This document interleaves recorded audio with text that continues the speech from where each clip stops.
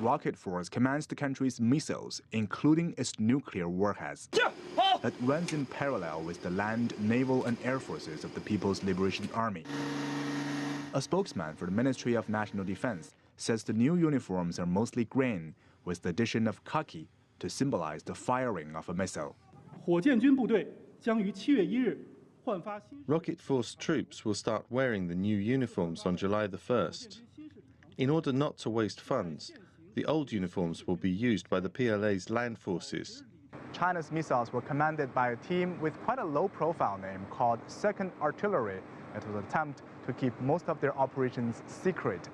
The Rocket Forces were officially established as an independent military branch exactly half a year ago, as China's military is becoming increasingly transparent to the world.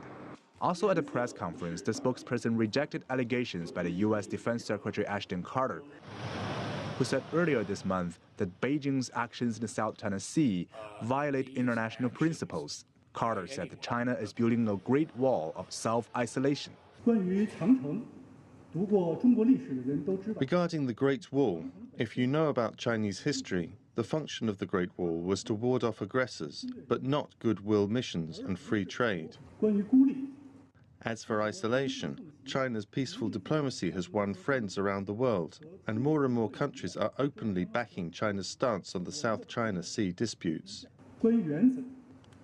And regarding principles, the US says its military actions in the South China Sea are in the spirit of free navigation according to UN maritime law.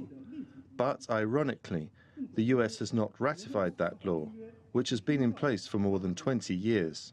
Despite a war of words, the Chinese military says it is committed to strengthen military ties with the Pentagon.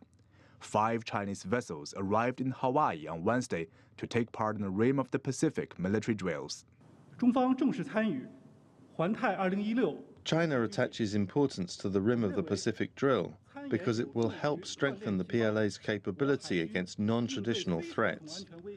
It also helps boost professional exchanges and cooperation with naval forces of the countries taking part. The drill is led by the United States and involves more than 20 countries. China began to take part in 2014. Han Peng, CCTV, Beijing.